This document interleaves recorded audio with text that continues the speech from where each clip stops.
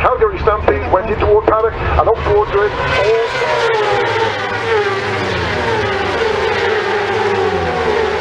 Well, hello everybody, it's Suffolk Andy here. I've been tagged. Seems to be the rage at the moment. Suffolk Andy's been tagged. Been tagged twice now. One by Catherine, woman wolf rider, and one from a young chap called Bosch, or Bush, or something like that. Sorry mate, I'm terrible with names, but I think he's a new vlogger from Dubai or somewhere. English chap, I think, or British chap living in Dubai. I will put a link on the bottom. Yeah, so I've been tagged, so I thought the best thing to do is, because there's some questions, I'd never friggin' remember them anyway. So I thought the best thing is just to sit down at a nice little spot here and answer the questions of me tag, really. Right, number one, look, I've written them all down in my dyslexic way, but they're down. When did you start riding a motorbike? Right, I started riding a motorbike in 1972. Yes, 1972 was the first time that I started riding a motorbike. A long while ago, 43 years. It says, why, number two, why did you start? Right, why did I start? I've said this story before, I think, when I was about 13, 14, I had a lift on the back of an older chap's bike just for about a quarter of a mile, and I was absolutely hooked, line and sinker. And I knew when I got to 16, 17, I had to have a bike. There was no doubt about it. Number three, what was your first bike? Well, some people know this and some people don't. I actually didn't pass my test on a motorbike. I actually passed my test on a Lambretta 150. There was a reason for that. It was a little bit peer pressure. It looks like it's busy here today for some reason. You know, you want to make a bloody vlog and everybody turns up and look at you like you're nuts talking to yourself, but there you go. Oh, I thought I'd be able to sit here and be nobody. Oh, I don't know, it's fucking crazy. Anyway, yeah, where was I? I bloody progress every bloody time on these things. Yeah, I passed my test on the Lambretta. The reason for that was that all my mates at the time were mods, as they say, and we all came off the same council estate that we all lived in, and we had a little group of us who used to ride scooters. Scooters weren't really my love. I knew I wanted a motorbike, and as we got a little bit older, a few years down the line, a couple of years down the line, and we all went our own ways, I soon chopped in a scooter for a motorbike, trust me. What is your dream bike? Well, I don't think there's such a thing as a dream bike. There's always something for or something against. As you know, I've got this confusion at the moment when it comes to bikes.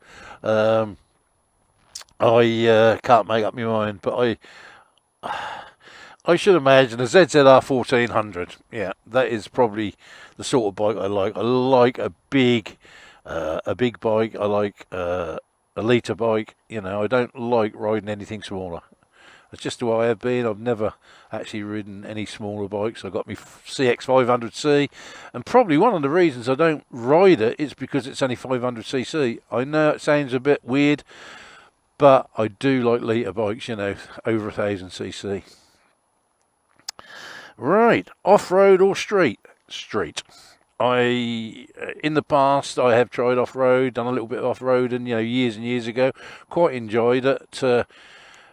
I had a mate who seriously hurt himself off-road and put me off a little bit. I know we can have accidents, you know, on the road, and, you know, I've seen that, you know, myself in my own family, but it's got to be street.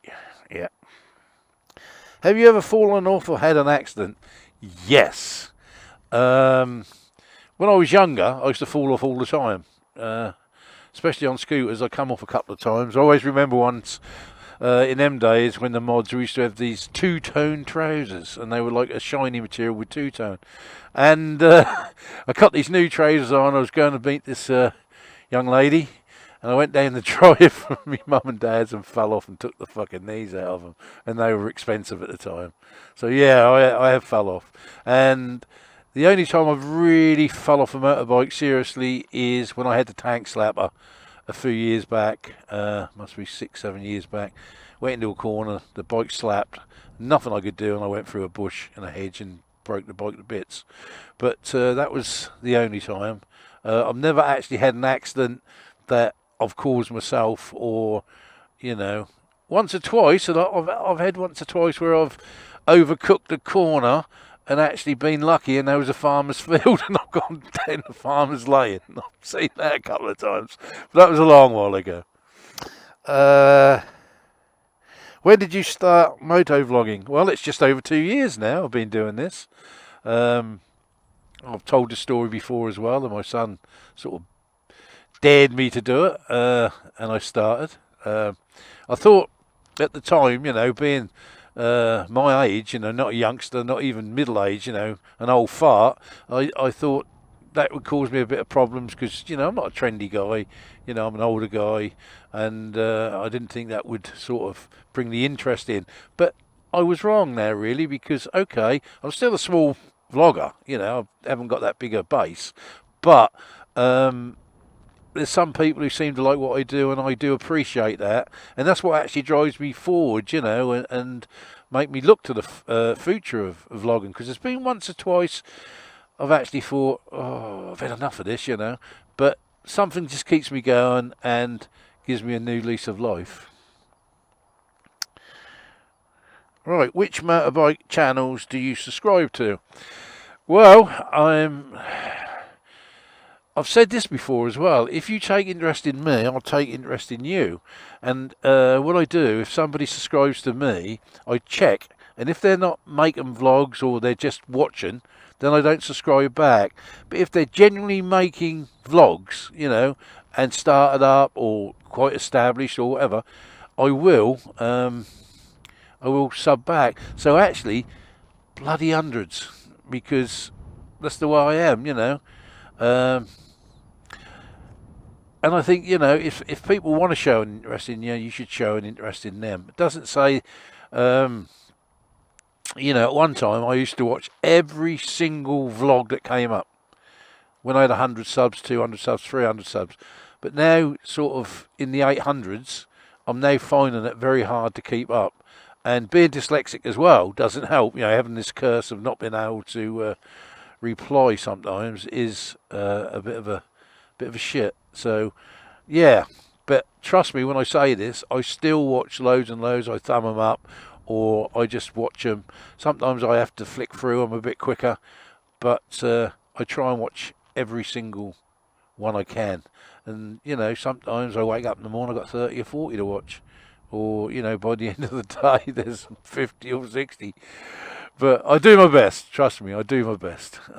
You might not hear from me, but Suffolk Andy is sort of watching as much as he can. Right. Does your bike have a name? I can honestly say I have never, ever in my life, ever, give a name to a motorbike. I just don't. It doesn't enter my head. To me, they're bikes. So that's how I look at it. Doesn't mean I don't get attached to bikes, because I do. You know, I can get attached to a bike, but sometimes I might refer to it as a she. I know they do that with boats and different things, but maybe it's as a man, I say, oh, she's bloody being awkward today. But that's usually it, really. So, right. Tag some to this tag. Well, what I'm going to do is I'm going to tag every bugger, because I'm not going to pick anybody out. You don't want me to pick you out. I wouldn't have a clue where to start. I've got several hundreds.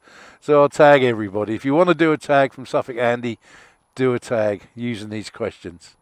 Anyway, I hope that's it's good enough for you, Catherine and Bush. I'll put the links to their channels below. And that's it. So, all ride safe. Certainly love each other. Suffolk Andy.